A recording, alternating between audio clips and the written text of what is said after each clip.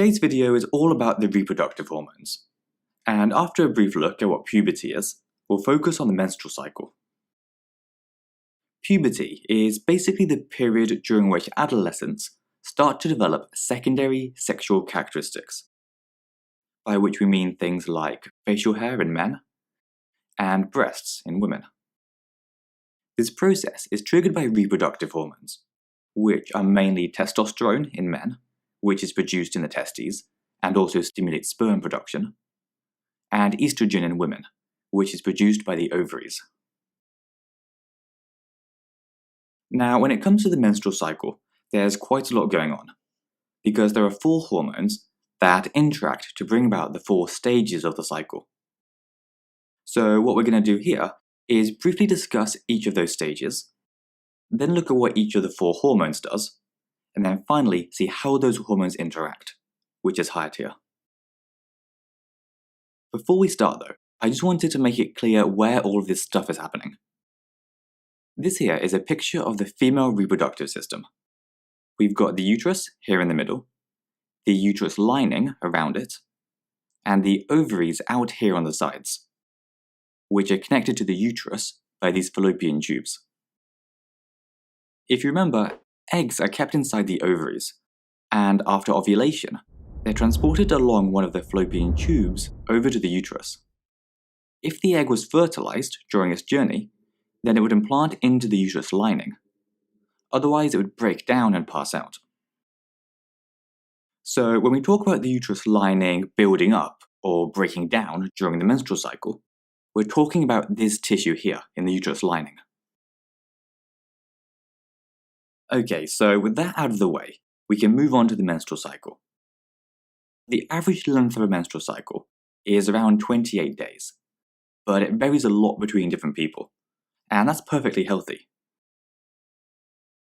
If you've seen one of these graphs that they use for the menstrual cycle before, then you might have noticed that it's a bit weird. But basically, this red stuff represents the uterus lining, with the y-axis telling us the thickness of the uterus wall. Stage 1 is known as menstruation, which is the period of bleeding that normally lasts about 4 days, and is due to the breakdown of the uterus lining. We can see this on this first section of the graph, where the thickness of the lining is decreasing.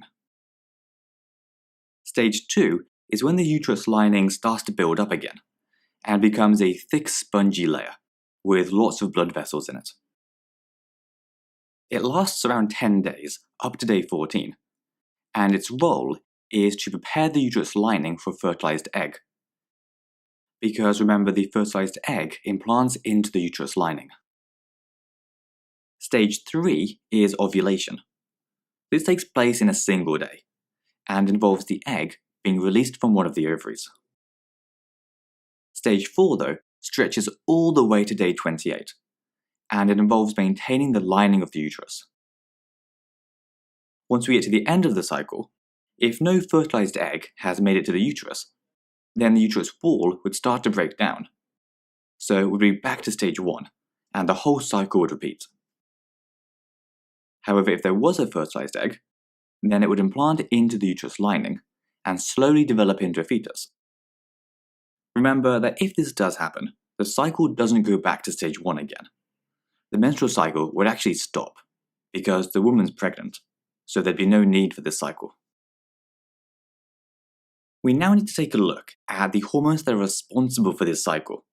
So let's get rid of most of this, and draw the hormone levels onto our graph. We've already seen estrogen, which is produced in the ovaries, and what it does here is stimulate the uterus lining to grow. So we see the level of estrogen increase in stage 2 as the uterus develops, and then fall once the lining's grown. Meanwhile, progesterone, which is also produced in the ovaries, increases in stage 4 and maintains the lining of the uterus. So if progesterone levels drop, then the uterus lining breaks down, and that's what restarts the cycle. The other 2 hormones are luteinizing hormone, LH, and follicle stimulating hormone, FSH. And both of these are produced in the pituitary gland, which remember is a small gland behind your eyes, near your brain.